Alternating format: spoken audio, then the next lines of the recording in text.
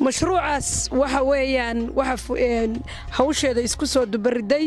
oo soo qareentay oo inay degmooyinkan ka hirgalaan keentay wasiiradda cusub Maryan Axmed Cali oo aragtay baahida degmooyinkan iyo hawsha ka socota markay wasaaraddu u kurgashay ayaa maxay tahay hawsha isku soo dubariday marka mashruucan waxaan rabaa dhammaan maanta reer Boocame mas'uuliyiintii maamulka odayaashii haweenkii dhalinyaradii kulli hadii la wada fadhiyo mashruuca maanta aynu xariga ka jarnay iyo guriga aynu xariga ka jarnay oo qalabaysan wuxuu yahay inaan idin faahfaahiyo gurigan waxa yaala oo aad u jeedaan 8 sariirood qalabka la idin keenay iyo 8 doodi joodari iyo 8 doodi go iyo 8 doodi go ay huwan laha iyo fiidiyowgii TV-gii iyo fadhigii iyo maacuunkii iyo maro everything wax ka maqan guriga iyo qalabka xafiiska armaajadii leh oo miiskii leh oo kursigii leh dhammaan qalabkaas oo dhammaystiran ayaa la idin keenay degmadiina Boocame waynu soo dhawaynaynaa si sharaf leh u soo dhawaynaynaa waana rabnaa oo waa raali baanu ka nahay oo aad iyo aad baan u taageersanahay una soo dhawaynaynaa wasaaradda qalabka noo keentay iyo adduunka noo keentay dadkay noo maxaan ku sheegay dad badan bay noo shaqaalaysiinaysaa insha Allah wasiiradda Maryan Cali waan uga mahadcelinaynaa sida ay gobolada aan Puntland markii hore wax soo gaarsiin ay hadda u gaarsiinayso mashaariicda u gaarsiinayso ee soo shaqeynayso daacadnimada aad iyo aad baan uga mahadcelinaynaa haddaan nahay degmada Boocame aad baan uga mahadcelinaynaa iyo gobolka Sool oo dhan aad iyo aad baan uga mahadcelinaynaa wasiiradda gaar ahaan haweenka anigu aan magacooda yacnaha isuduwaha u ahay waan soo dhawaynaynaa wayna u mahadcelinayaan anuu afkooda ku hadlay aad iyo aad bayna ugu mahadcelinayaan iyaguna wasiiradda salaan naga gaarsiina way yiraahdeen wasiiraddeena waanu salaamayna waa soo dhawaynaynaa wax qabadkay noo qabatayna ilaahay rabbiga boqorka waxaan uga baryaynaa in ilaahay rabbiga madaxeeda raajiyo dhammaan bulshada meesha isugu timi laamaheeda kala duwan qaybaheeda kala duwan sida dhalinyarada hooyooyinka odayaasha maamulka dhammaan waxaan ku salaamayaa salaanta islaamka assalaamu calaykum wa rahmatullaahi wa barakaatuh بعد السلام مركب ورس إلهي بمهدله مركب حاجة وحنا مهدعلنا إياه وسير كهوينك مريم أحمد علي وهلك كان وحوي قلب كان إياه لمعنا فرحة بدن نوكين مركب لبعض وحوي يسدوها الأجاسن كان قبل هذا عياسنا ومهدعلنا إياه meeshan mas'uuliyad weyn baan naga saaran degmada u soo kordhay project degmada u soo biiray qof walba waxa laga rabaa in looga faa'iideeyo marka waxaan rabaa in dhammaan ka wada shaqeyno oo ka faa'iideysano oo haddii mashruuca socon waayo istaago waxa weey waa la wareejinayaa degmo kale loo wareejinayaa wasiirku idiin soo dhiciyay wasiir Maryan wasiirkan aad buu mahadsantahay wasiir Maryan waa salaamanaa waan soo dhaweynaynaa aad buu mahadsantahay waa soo dhaweynaynaa gamca furan baanu ku qabsanaynaa waana wada shaqayntana doorkaanu ku leenahay waanu ka soo baxaynaa iyagana hadday tahay hay'adda iyo hadday tahay wasiiradda iyo hadday tahay mas'uuliyiinteena tanba idinkana waxaanu sii faraynaa hawshu dee weli intaas naguma filayna naloo kordhiyo waxaanu leenahay wasaaradda iyo wasiirka iyo agaasinka xiriirka gobolada iyo isuduwaha gobolka Sool kulli waxaanu leenahay waa mahadsantihiin waa idin soo dhaweynaynaa wada shaqayn wanaagsan waxaanu mar labaad iyo mar saddexaad u mahadcelinaynaa ilaahay baa mahad leh mahad baa labaad siinaynaa wasiiradda agaasimaha isku duwaha dhammaan odayaasha dhammaan bahda saxaafadda waxgaradka odayaasha dhammaan mahad gaar baan u celinayaa waxaan mahad ilaah baa mahad leh mahad u soo jeedinayaa wasaaradda haweenka Maryan Axmed Cali iyo hay'adda UNICEF oo barnaamijkan fulinaysa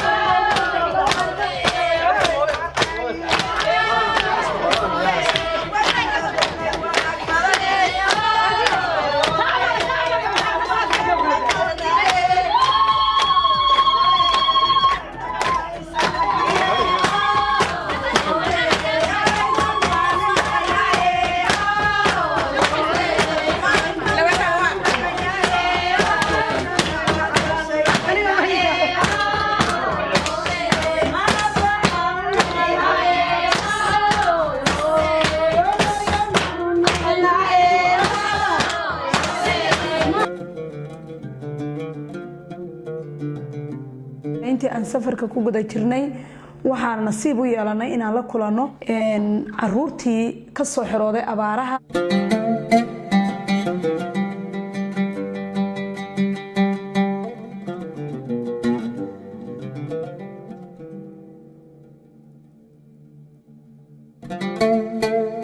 caruurtaani waxay ka kooban yihiin 370 waxay ka soo kala qaxeen dadkii xooluhu ka dhamaadeen waxay yihiin kuwo maxay ka soo qaxay Faleriyaale Godqaboobe iyo Tukaraq waxayna dulsaar ku yihiin oo ay noo sheegeen magaalada odayada iyo haweenka ahna kuwo u baahan haday noqoto qoodin haday noqoto waxbarasho haday noqoto hoy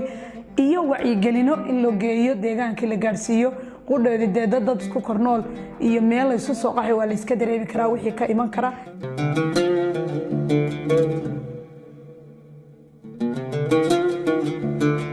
waxa kale oo inta aanu joognay deegaanka noo soo baxday inay ka jiraan deegaanka qalalaasa badan oo guri sida gabdho badan oo la garaacay aanu aragnay sida maxay taadiye jira sida darteedna waxaan kula la qaadanay odayaasha magaalada isla markaana waxaanu ka wacyigelinay inay odayadu wax ka qabtaan arrimaha dumarka la iska garaacayo oo loo arko wax iisiya oo aan waxba la iska oranaynin ninkii gabardila in sharciga la horgeeyo.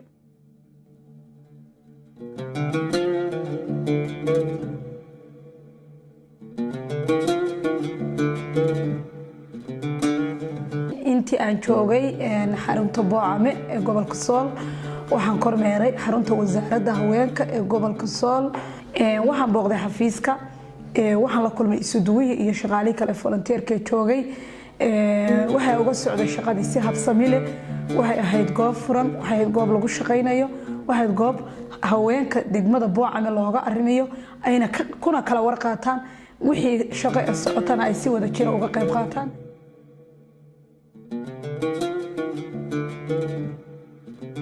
gudubnay monitor garayntii mashruuci GCBD oo ay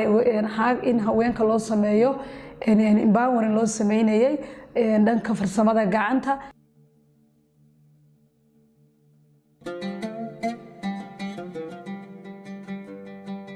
bismillaahi raxmaani raxiim magacayga waxa la yiraahdaa Saalax Cabdisaaq Faarax waxa weeye waxaan ka tirsanaa ardaydii GBC ay wax soo bartay waxa weeye waxaan soo baranay waxbarasho aad u muhiimsan maalintaan ku tagnay meesha ka qalin jabinay maalintii ugu horeysay oo dadku ay noo yimaadeen farq weyn baa u dhaxay waxbarashadeedii waxa weeye waxay noo keenay saddex waxqabad farsamada gacanta oo kala qaybsan qaybta dhaqaynta qaybta harqaanka qaybta cilaanka waxa weeye waxaan ka koobnay 40 gabdhood ilaahay ma hadii waxa ku guuleysay oo ka qalin jabiyay 33 gabdhood sida ay 7 gabdhood hawlu u saamixi waayeen qayb umushay adu qayb xanuunsatay qayb saasa waxa weeye waxaan baranay farsamo aad u fiican. marka koowaad Allah subhanahu wa ta'ala marka labaad waxaan u hadcelinaynaa wasiiradayadii noo keentay mashruucan oo ku dadaashay inay mashruucan noo keento oo Boocame ay noogu keentay oo Boocame noogu keento annagaan meel kale iyo deegaamo kale midna u aadin deegaanka iyaga noogu keentay.